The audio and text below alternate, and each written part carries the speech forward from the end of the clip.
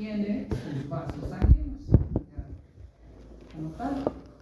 Y estos vasos sanguíneos, en sus células, si hablo de ganglio, pues tendría que hablar del endotelio alto, pero si hablo de otros vasos, de otras células, sus células endoteliales.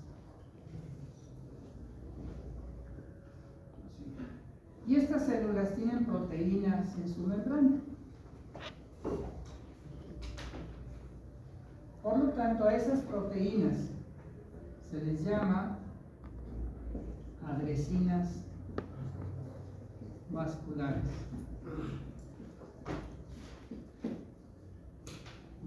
Lógico, el órgano tiene su vaso sanguíneo, ¿sí? Y dentro de ese vaso tiene sus células endoteliales y en su membrana hay proteínas. A esas se les llama adresinas vasculares. Y luego, los linfocitos tienen una proteína en su membrana que reconoce a esa adresina vascular y a esa se le llama receptor de residencia.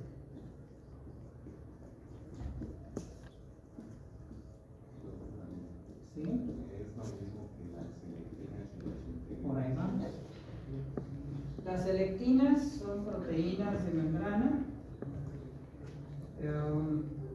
que pertenecen a las lectinas. Las integrinas y las caderinas son proteínas que ayudan a la unión entre células. Para que no se les olviden los epitelios, digo, es una forma de broma, pero por ejemplo, en un epitelio tenemos proteínas que ayudan a que esta célula se mantenga unida a la membrana basal y se les llama los semidesmosomas, con sus tonofilamentos. Pero aquí, con la laminina, hay unas proteínas y son esas las integrinas. Ya lo veremos en piel, también hay integrinas, como estas células, y cuando hay mutación de estas, se desprende fácilmente la piel. Imagínense que la manga de la camisa, la tela, es la piel. Si hubiera inmunodeficiencia de las integrinas, la piel se estaría desprendiendo. ¿Ustedes han oído hablar del síndrome de Stevens-Johnson? No. ¿Qué es muy? Es un síndrome que da por una reacción alérgica a un fármaco. Ajá, ¿como cuáles fármacos? Sobre todo a la penicilina, a los antibióticos. Ok. Entre otros, más fuerte. Corticosteroides. Otro más característico, las sulfas, trimetoprim y sulfamethoxazol, nos da fácilmente el síndrome de Stevens-Johnson, que es precisamente la formación de anticuerpos de inmunoglobulina D a estas integrinas. Y entonces la piel, tal cual, así como se los digo, la piel se le desprende como si fuese un guante al paciente. ¿Okay? Hay una patología donde es genético, los genes que producen las integrinas, hay varios tipos de integrinas, pero los pequeñitos, el síndrome, la dermatolisis bulosa, no, ese es el lupus eritematoso. No, en los niños, epidermolisis bulosa. En la epidermolisis bulosa el niño nace con una normalidad de sus integrinas y también su piel se le desprende, se le forman fácilmente ampollas. Tú le palpas, nada más con palparle se le forma una ampolla, como si fuese por quemadura. Eso se le llama flictelas. ¿Sí? Una ampolla vesícula con agua. Se le forman flictelas como si fuese una quemadura. Nada más con tocarlo. ¿Sí? Creo que les platiqué esta la anécdota. Estando allá en Pemex, me llega una pacientita y casi los aborto. Me voy encima del papá y de la mamá porque quitan el pañal al pequeñito, y aunque llevaba pasta de tal, etcétera, pero tiene unas flictelas terribles, ¿no? Unas ampollas. Casi me lo regalan luego. Dice, no, doctor, es que se le forma nada más de presión, algún médico pues no sabía, ¿no? Ya investigas y pues sí es epidermolisis bullosa. Y hay procesos infecciosos que también generan eso se le llama el pénfigo buloso. Entonces fíjate cuántas cosas interesantes hay tan solo con estas proteínas. Pero para que no se les olvide, imagínate que estás bailando en caderas. ¿Sí? Bueno, pues son las caderinas. Aquí los desmosomas que hay aquí son las caderinas. Y eso son muy importantes en el cáncer, porque cuando están mutadas las caderinas, se presenta la metástasis. Entonces, las caderinas son de lado, las integrinas de la base. ¿Sí?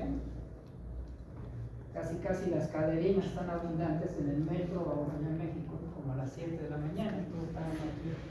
¿Cómo se llaman las de abajo? Integrinas.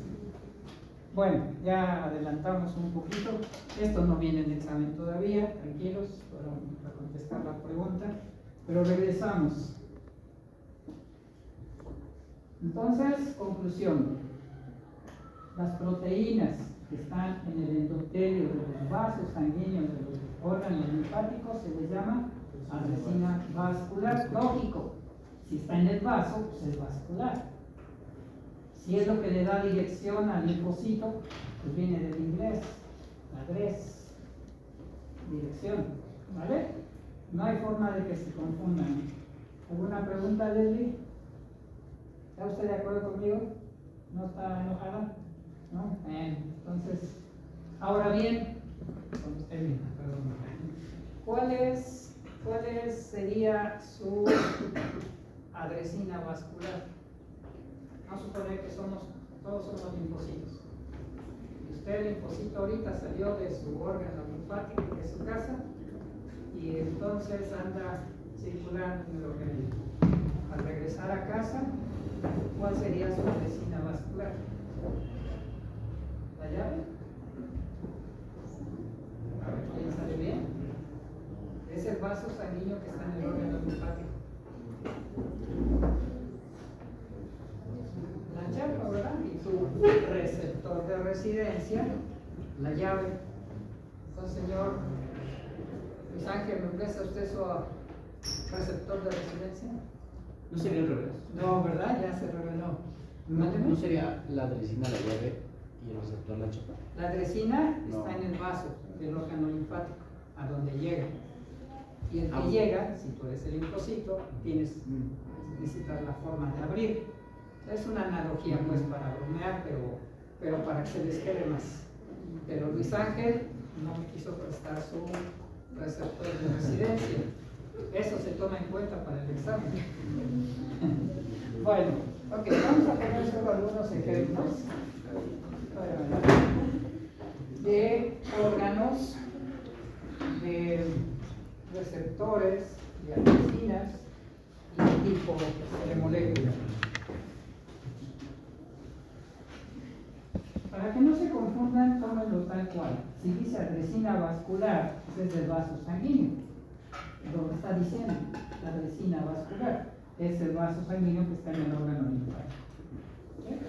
¿Y quién va a vivir en ese órgano linfático? ¿Y quién va a atravesar ese vaso sanguíneo? Pues la célula. Pues ese necesita su receptor de residencia. ¿Sí? ¿Qué célula era la que tenía receptor? Los linfocitos, leucocitos, monocitos. ¿Sí? Bien. Unos 4 ejemplos más o menos.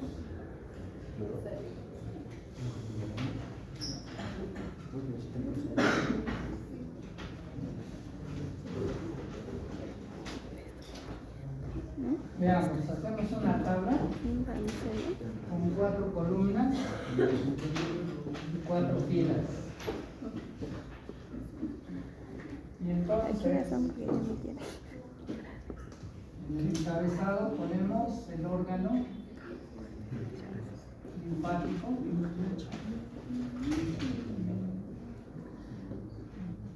Para estar cerca del órgano pongo la adresina vascular.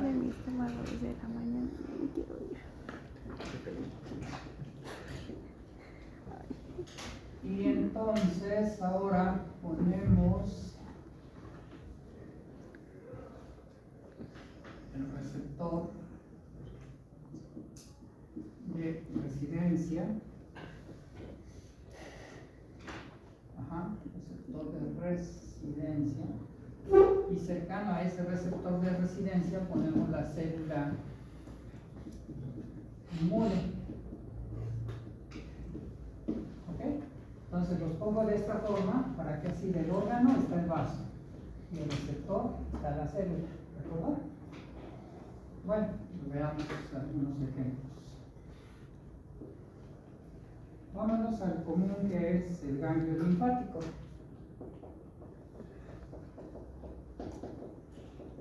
En los vasos sanguíneos del ganglio linfático tenemos la adresina vascular CD34,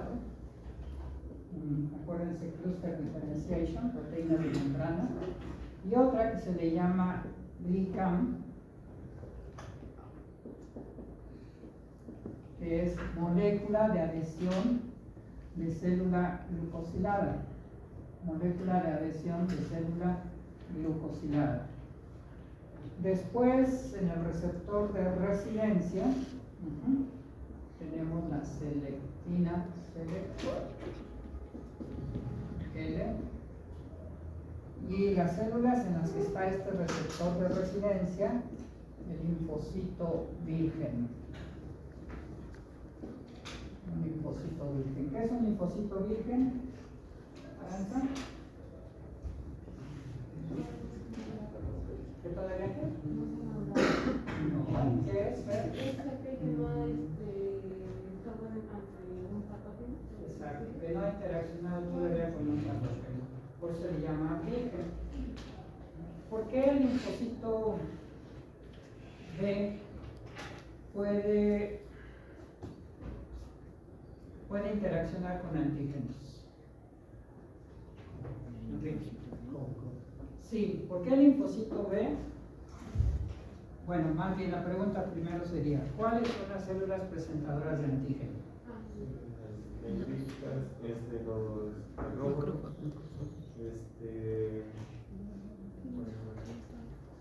¿Me contestan todo? Entonces me avisan y para ponerle su participación.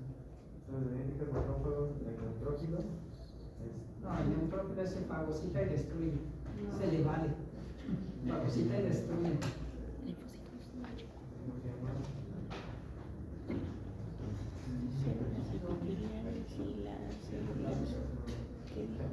Célula endotelial, linfocito B y las que están en el ganglio linfático, las intravejitantes, que ahí no me acuerdo hasta que le pongamos, ¿sí? También las no. Bueno, ok, precisamente el linfocito B como tal tiene aquí inmunoglobulinas unidas a su membrana, que es la IgM y la IgD. Y gracias a esto funcionan como receptores para antígenos y este fagocita procesa y presenta. ¿Okay? ¿Vale? Bueno, otros ejemplos, ya pusimos el del ganglio, vamos a poner otro que valga la pena. Placas de Peyer. Entonces el órgano sería placas de Peyer. Aquí su adresina vascular, okay, sería el MAD.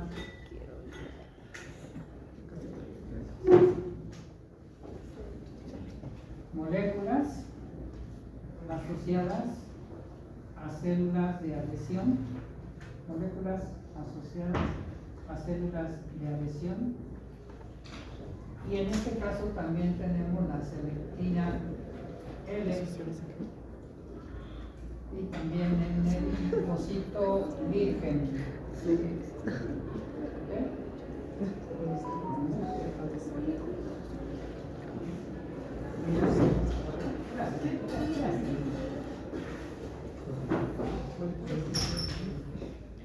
Ya nada más pongo estos dos.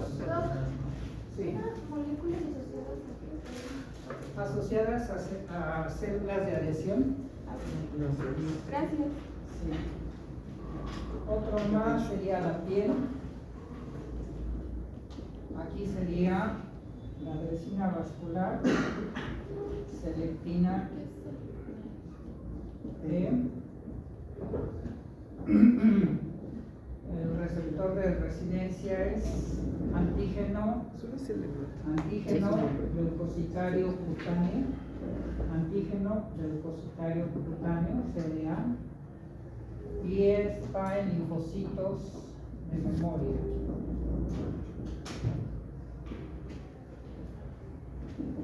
¿Se acuerdan que hablábamos de órganos linfáticos terciarios también? Primarios, secundarios, terciarios. Quienes producen células, pues el célula ósea. Quienes capacitan células, es el timo. ¿Estamos de acuerdo? Y donde se van las células son los órganos linfáticos secundarios y los terciarios solo cuando se acumulan temporalmente, y eso es en un proceso inflamatorio. ¿Sí? Entonces, en la inflamación, que sería un órgano terciario, temporal, mientras está el proceso, en estos tendríamos moléculas de adhesión de célula vascular, y esta es la tipo 1, molécula de adhesión de célula vascular. En esta es una molécula que se le ha denominado BDA4, el receptor de residencia, y en los linfocitos están los linfocitos de memoria y linfocitos en transformación blastoide. Es lógico, fíjense, porque si va a protegernos de un proceso infeccioso por segunda, tercera, cuarta vez, estos rápidamente se van a diferenciar. ¿Se dan cuenta? Tiene lógica de por qué deben estar distribuidos en diferentes sitios y van a predominar donde está el proceso infeccioso. Porque si en un momento dado ya hay memoria, esto se resuelve más rápido. Se va a resolver 1, 2, 3 días y se quita el problema. Dime. Cuando es inflamación crónica ya tú no tienes. Bueno, la inflamación aguda son neutrófilos y estas células y las hay en memoria. Pero cuando ya es crónico participa macrófago, participan fibroblastos. Se forma lo que se llama un granuloma. Hay un cuerpo extraño ahí que se intenta destruir. Pero también una inflamación crónica ocurre en el tabaquismo, las llamadas neumoconiosis, las enfermedades postvirales, influenza, coronavirus. Ahí ya es un proceso fibrótico entre, si los alvéolos están con todas sus membranas normales, cuando quedan complicaciones de la COVID o de la influenza, hay tejido fibroso que ya obstaculiza el intercambio gaseoso, la hematosis. En otras condiciones, la inflamación crónica es engrosamiento de los tejidos por acúmulo de colágeno. Bueno, mañana iniciamos el capítulo de